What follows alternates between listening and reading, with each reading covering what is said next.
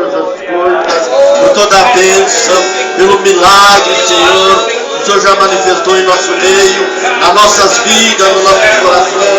Ó Pai querido, agora usa o teu servo, Senhor, para a honra e glória do teu nome. É o que nós pedimos e agradecemos, Senhor, no teu nome. Amém. Saúdo a todos nessa noite com a paz do Senhor, amém? Pedir aos irmãos que permaneçam um minutinho de pé.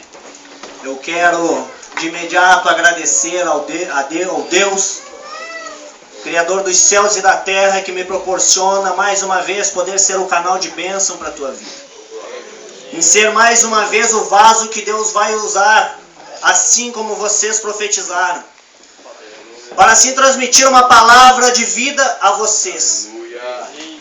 Quero agradecer a Deus, porque nesse dia se cumpre mais uma vez a promessa que Ele fez na minha vida. Que onde eu almejasse, o púlpito que eu almejasse, Ele me levaria para os meus pés. E para a honra e glória do nome do Senhor Jesus, hoje estou pregando no culto, indo ao encontro da vitória. Que sem hipocrisia, sem demagogia eu falo, sempre tive vontade de pregar. E creio que muitos dos pastores que aqui estão também têm o desejo de pregar. No culto da vitória, onde Deus me deu o dom da palavra. Onde Deus me confirmou muitas vezes quando eu ficava me questionando se era realmente para isso que Deus havia me chamado. Aleluia! Oh, aleluia! Porque assim como foi cantado, eu também sou um milagre que aqui estou. Aleluia! Graças a Deus. Pela medicina não era para mim estar, quem sabe, nem mais no mundo, vivendo entre os viventes. Mas Deus me colocou nessa terra e me tem usado como um canal de bênção para muitas vidas. Glória a Deus. E confesso que não é por mérito meu, mas pelo Espírito Santo do Senhor que habita na minha vida. Jesus. Eu não quero me alongar muito, mas agradecer ao pastor Eduardo por esta oportunidade, aos demais obreiros que aqui estão nesta noite para nos prestigiar, e peço que intercedam ao Senhor. Porque quando a cantora foi cantar aqui, que o CD não funcionou, eu senti confirmação de Deus, que é fúria de Satanás pela palavra que eu vou pregar aqui. E digo a todos vocês que aqui estão me ouvindo, tenho uma única preocupação nessa noite. Uma única, não retiro nada do que vou falar aqui. Porque o que vou falar não falo de mim, é palavra de Deus. Oh, aleluia! Só tenho uma preocupação, que é sair vazio desse lugar. Essa é minha única preocupação. Quero falar tudo o que Deus me deu para me falar aqui nessa noite. Abra sua Bíblia no livro de Provérbios, capítulo 25, versículo 4. Versículo qual é o tema desta campanha. Tirando as escórias para se tornar vaso. Livro de Provérbios, capítulo 25 e versículo 4. Todos encontraram? A palavra de Deus nos diz assim: tira da prata as escórias e sairá vaso para o fundidor. Amém? Todos podem tomar o seu assento. Quando na semana passada estávamos aqui, que o pastor Eduardo disse que nesta quinta-feira o Senhor iria usar a mim para transmitir a palavra a vocês. Eu confesso que o Senhor já havia me dado uma linha, não diferente da linha que o irmão Mateus pregou na semana passada. E eu creio que essa é a ideia de 7 quinta-feiras, todos seguirem o mesmo caminho. Mas, quando chegamos a uma realidade de olharmos para a palavra e buscar entender o que Salomão queria dizer, quando ele escreve,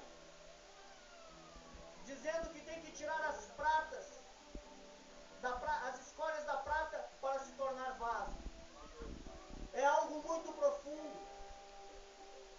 Porque desde quando aceitamos a Jesus, sempre sabemos, assim como diz em Gênesis 2:7, que nós somos formados do pó da terra. Então nós somos barro. Jeremias diz que nós somos vasos de barro. Paulo diz que nós somos vasos de barro. Eu comecei a me perguntar por que Salomão usa a prata. Por que um vaso de prata? Ele diz que é necessário que tire as escórias. Mas Paulo também diz que eu e você somos a escória do mundo. um homem como Salomão poderia descrever algo tão profundo dessa forma? E então, eu comecei a observar a vida de Salomão. O livro de Reis nos descreve que Salomão nasce em um período conturbado da vida do maior rei de Israel, o rei Davi, seu pai. Nasce de um relacionamento entre Davi e a mulher que era de Urias. E certa feita vi um pregador, um doutor da Bíblia, dizer que ele nunca conseguiu entender.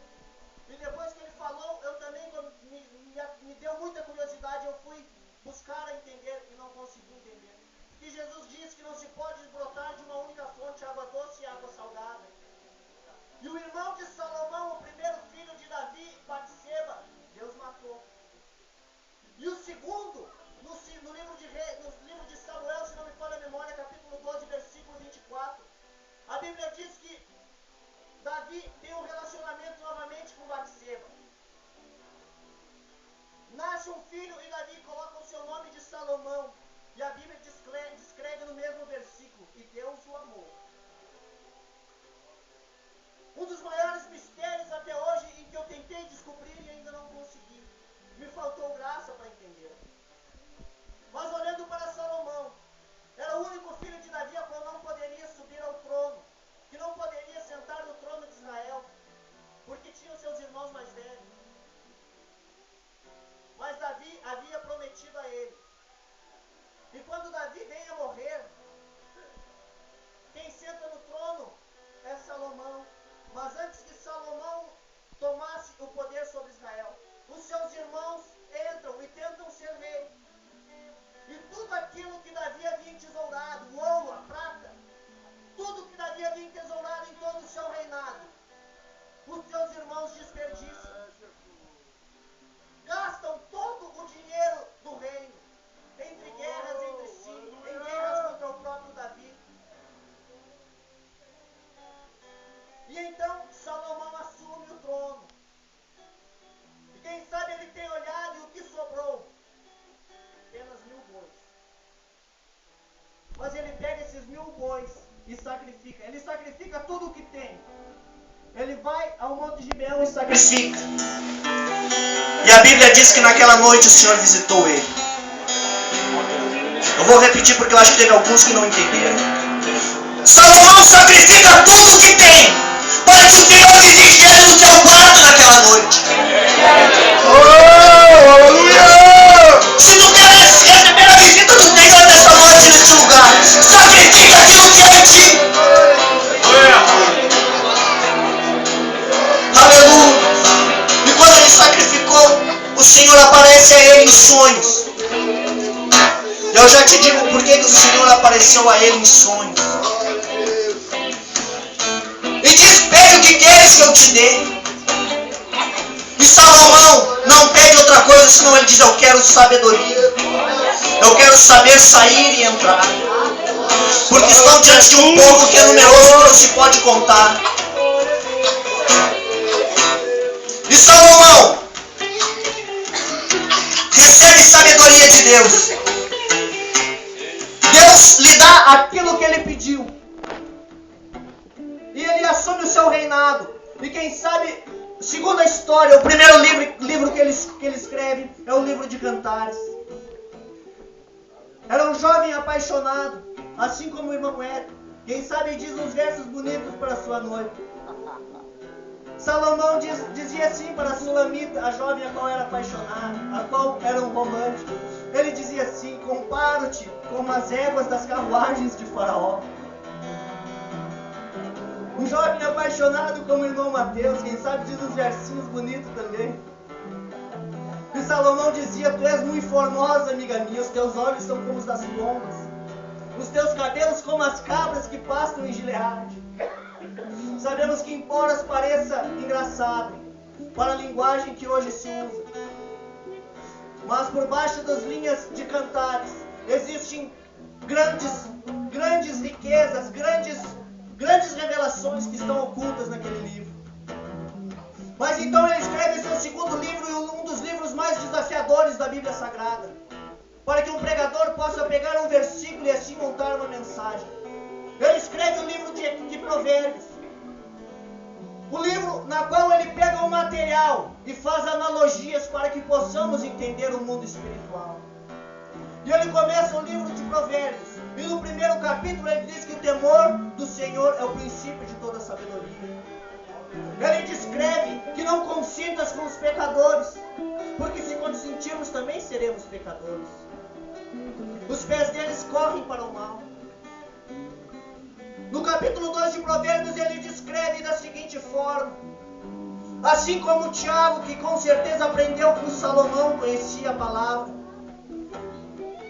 que Deus é quem dá a sabedoria, mas Salomão revela algo muito mais forte. Salomão escreve que não adianta ter sabedoria se for surdo, porque da boca do Senhor vem o conhecimento e o entendimento. Ele chega no capítulo 3 e diz: não rejeites a correção, porque Deus corrige aquele a quem Ele ama. E chega no capítulo 8, ele descreve algo muito forte. E aqui eu vou te dizer o porquê que Salomão estava dormindo quando Deus o visitou. Como pode alguém receber algo tão grandioso como a sabedoria, que ele próprio descreve que antes que o pó da terra, da qual a terra foi formada, já estava com Deus? A glória seria muito grande. Ele não ia resistir. Se ele não morresse, ia ficar um caduco, um biruta, um louco. E quando ele chega no versículo 13, ele diz: o filho que ouve, o bom filho que é sábio, ele ouve a repreensão do Senhor. Mas o escarnecedor não ouve, se torna um tolo. E ele diz que sobre esse que não ouve, vem a pobreza e vem a afronta. E tem muitos que não têm ouvido o que Deus tem falado, têm escarnecido, e a pobreza tem adentrado. Eu disse que eu não retiro uma palavra do que eu estou falando aqui nessa noite. E se a pobreza ainda não chegou quando tu rejeitaste a correção de Deus, saiba que ela vai chegar. Saiba que ela vai chegar. As afrontas virão. Aleluia. Vai chegando ao capítulo 25, versículo 4, assim como nós fizemos leitura. Salomão escreve: tira da prata as escórias e sairá vaso para o fundidor. Buscando entender isso, eu peguei apenas duas qualidades que a prata tem, sabendo que a prata é muito mais difícil de ser encontrada do que o ouro, sabendo que existe menos proporção de prata do que ouro no mundo. E aqui eu já começo dizendo porque é que Salomão falou a respeito do vaso de prata. Porque tem muitos hoje que acham que são prata, mas não são. Tem muitos que dizem que querem fazer a vontade de Deus, mas não fazem. Deus precisa de homens e mulheres que façam a sua vontade, que estejam dispostos a pagar um preço. Isso é muito difícil. É por isso que ele usa a prata. A primeira qualidade que eu pego da prata, entre os metais, é a que mais conduz o calor e a eletricidade. É um elemento químico que mais rápido conduz a energia para que uma lâmpada se acenda. É usado o cobre porque é mais barato. Mas nesses últimos dias, Deus precisa de homens e mulheres que cumpram com o seu ID. Deus precisa de homens e mulheres que não consultem carne e nem sangue. Como Paulo disse, eu não consultei nem carne nem sangue. Eu fui para aquilo que o Senhor me chamou. Tu tens feito isso. As perseguições chegam e tu para. Porque tu não fala de Jesus no teu trabalho. Porque tu não fala de Jesus na tua escola. Tu não é prata. É por não fala. A palavra é dura. A palavra é dura, mas ouça o que Deus está falando contigo. Ele precisa de prata nesses últimos dias.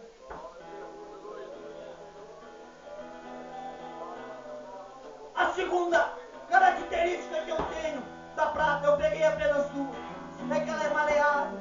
E por isso é muito fácil de ser trabalhada. Ela é muito fácil de ser trabalhada. Por isso que é usada nas confecções de correntes, de joias, de anéis. Pode-se fundir 2 pedaços de prata amartelados. Mas muitos não querem mais entrar na mão do oleiro. São magos, mas não querem dar uma voltinha na casa do oleiro. Tem que serem conforme querem, as coisas não funcionam dessa forma. Deus precisa de homens e mulheres que façam como Jesus fez. Quando estava no jardim do Getsemane, que orava e dizia: Pai, passa de mim este cálice. Passa de mim este cálice. Ele dava uma respirada e dizia: mas todavia seja feita a tua vontade, Senhor. É esse tipo de prata que o Senhor precisa. Aleluia. Aleluia. Mas ele disse que é necessário tirar as escórias para que a prata venha se tornar um vaso. Salomão diz: tirai da prata as escórias. Eu comecei a orar ao Senhor e perguntar o que seriam as escórias. E o Senhor me levou até as obras da carne, descrito em Gálatas capítulo 5. E a primeira escolha que eu pego, que o Senhor me dá, é a prostituição. É a imoralidade sexual. Porque servir a Deus, mas vive num casamento mal resolvido. Vive adultério. Vive prostituição.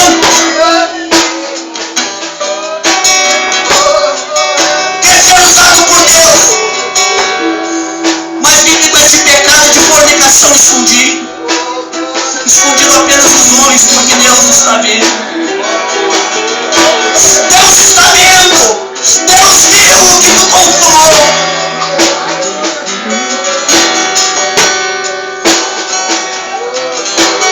Peço graças a Deus para que eu fale tudo que Ele me deu nessa noite. Outra prostituição que a Bíblia fala é seguir outros deuses.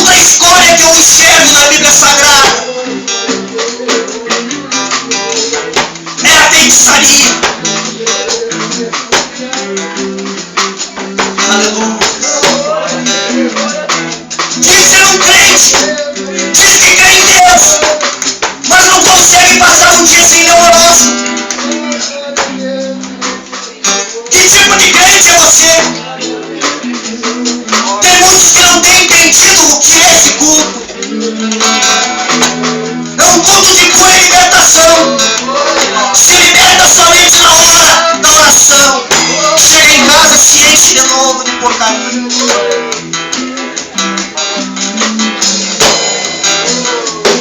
Outra escolha que eu enxergo na Bíblia Sagrada é inimizade, é intriga entre irmãos. Eu não gosto do fulano, eu não gosto do ciclano. Eu vou na igreja, mas eu tenho que sentar bem longe de tal pessoa. Que tipo de crente é você? Inimizades por causa de uma palavra que quem sabe o irmão não pensou na hora de expressar ela.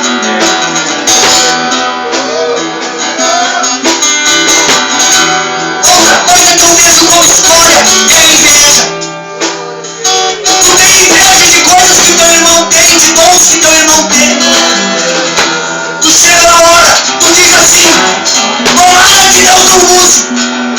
Tu não pronuncia as palavras, mas por dentro é o que tu está pedindo.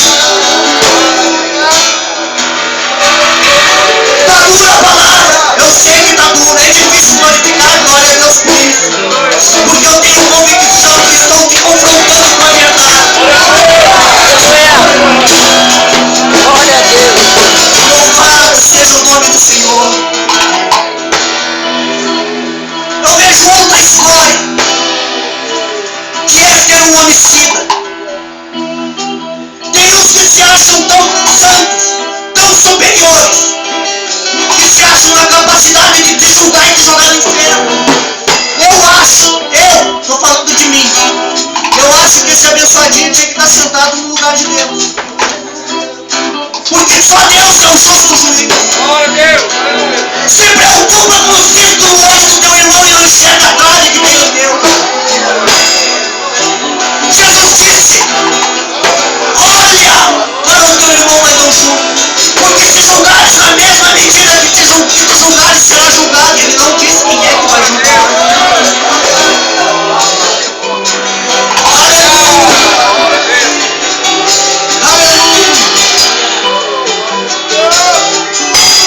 Paulo descreve aos Romanos no capítulo de número 2. E eu quero fazer a leitura aqui. Ele diz assim: portanto, és inexcusável quando julgas ao homem, quem quer que seja, porque te condenas a ti mesmo naquilo que julgas ao outro. Pois tu que julga fazes o mesmo.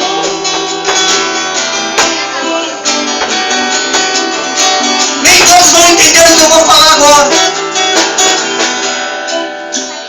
Mas tem alguns que têm o dom de Cristo, que se acham superiores, que não podem receber uma palavra de mim que sou apresentado a diácono, que ainda não sou consagrado. Que se acham superiores, mas eu digo que quando chegamos nesse altar, para cantar, orar ou pregar, não é mais homem ou mulher, aqui é Espírito. E debaixo da autoridade de Deus eu digo: olha para a trave que tem no teu olho. Olha para a trave que tem no teu olho. Aleluia. Mas para que essas escolhas sejam tiradas da prata, é necessário eu entrar em um processo. E eu pego um gancho na pregação do irmão Mateus. É necessário adentrar no meio do fogo. É necessário entrar no meio do fogo. E o fogo nessa noite, a revelação que deu o teu irmão Mateus, o fogo eram as dificuldades, eram os problemas que se levantavam pelas mãos da tua vida. Mas nessa noite, o fogo é a palavra que eu estou pregando. Jesus confronta Ezequiel, Jeremias, melhor dizendo, capítulo 23. Não é a minha palavra como um fogo, não é como um martelo que esmiuça a penha. Só que os soberbos que não recebem essa palavra, no dia em que o Senhor vir que está perto, serão como a palha no fogo. Então não se ensoberbeça, receba essa palavra nessa noite. Receba essa palavra e deixe o fogo tirar essas escolas. Glória a Deus. Deixa o fogo que essa palavra santa tirar as escórias. E como o irmão Mateus frisou aqui na semana passada, para que a prata seja purificada para que se tirem as escórias. É necessário ela ficar bem no meio do fogo. Aleluia. E quando ela está no meio do fogo, acontece algo químico muito forte e muito revelador. Tive que orar muito para que Deus me revelasse o que era. A prata fica desta mesma cor desta pedra que aqui está. Ela fica da cor da pedra ametista. Ela troca a sua coloração daquele cinza brilhante pro violeta, pro lilás ou o roxo, como tu preferir falar. E olhando para esta palavra, quando a prata troca de lugar, troca de cor, ela está dando um sinal. Que a ametista quer dizer que não é ébrio. Não é ébrio. O que é ébrio? Que não se embriaga. O que não se embriaga não se contamina com nada dessas coisas que eu acabei de falar. Ela tem que estar pronto para se tornar vaso. Porque todas as escolhas, quem pode tirar é você. Andando em espírito. Todas as escolhas, quem pode tirar é você. Tem uma história que atinge muitas pessoas, que é filha de Satanás, chamado mentira. A única coisa que Satanás é pai, que é da mentira. Isso também é uma história que precisa se libertar dela. Aleluia. Então, quando ela está purificada, como o irmão Mateus falou, ela reflete o rosto daquele que está purificando, do fundidor. E aqui eu quero terminar em rápidas palavras. Eu não sei quantos minutos deu, mas eu sei que Deus... Eu sinto-me leve já. Faltam pouquinhos minutos para me entregar tudo que Deus tem. Aleluia! Quando a Bíblia fala em vaso de prata, muitas vezes há traduções que hoje falam em vasos de prata, que na verdade eram bacias em outras traduções que eram usadas no tempo. Quando fala muitas vezes em vasos de prata, se referiam a joias como Abraão mandou a Rebeca. E então eu busquei entender o porquê que Salomão diz que se tornava um vaso de prata. Porque ela fica um espelho. Mas não apenas fica um espelho. Quando Paulo diz que numa grande casa há vasos de ouro e há vasos de prata, há vasos de pau e há vasos de barro, uns para honra e outros para desonra. Eu entendo que se tu olhar para esse vaso, que aqui está na frente do altar, é um vaso de barro. Olhe para ele e deixa escrever a tua imagem. Tu não vai conseguir. Mas não é o suficiente ser apenas imagem de Deus. Porque todo mundo fez a Deus, todos somos imagem. O irmão Josias, com o talento que Deus deu para ele, ele pode fazer uma imagem minha em um papel e um lápis, usando papel e lápis. Imagens foram registradas aqui quando foram tiradas fotos. Mas ele diz que se torna um vaso de prata apenas em uma linguagem simbólica, porque tu nunca vai deixar de ser de barro. Mas tu precisa estar diante de Deus como um vaso de prata. Tu precisa ser como um vaso de prata que não reflete apenas a imagem, mas dentro desse vaso tem que haver a semelhança de Deus. Tem que haver a semelhança de Deus. Coloque-se em pé. Eu quero terminar esta mensagem. Se tu aceitou esta palavra nesta noite, não foi só eu que eu aqui falei. Tu estava tirando as impurezas, tu estava tirando as escórias da prata. Porque tu és uma joia muito rara nas mãos de Deus. Aleluia!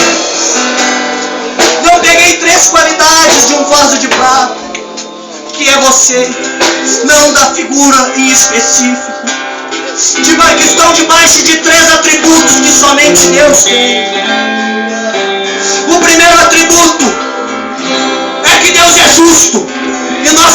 justo, porque fomos justificados por Jesus Cristo.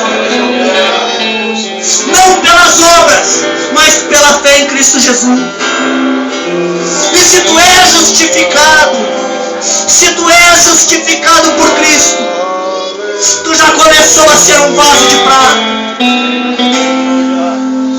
E se tu és justificado, eu vejo outro atributo que somente Deus tem e que nós homens nunca teremos. Deus é glorioso, Deus é um Deus de glória. E eu e vocês estamos justificados. Paulo nos diz que no abrir e piscar de olhos, no abrir e fechar de olhos, nós seremos transformados e receberemos um corpo glorificado. Nós não temos glória, nós não temos justiça, mas nós somos justificados e seremos glorificados. E o último atributo que eu olho para a Bíblia Sagrada e vejo chama-se santo. Santo é só o meu Deus. Eu e tu nunca seremos santos, mas Ele nos deu uma qualidade pela qual nós podemos viver. Ele não nos chamou para impureza, Ele não nos chamou para prostituição, mas Ele nos chamou para santificação. Nós veremos o rosto do Senhor.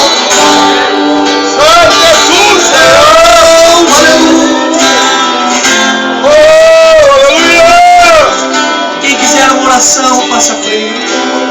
Quem reconhece que precisa tirar as escolhas da vida, Quisesse então mudar, eu vou começar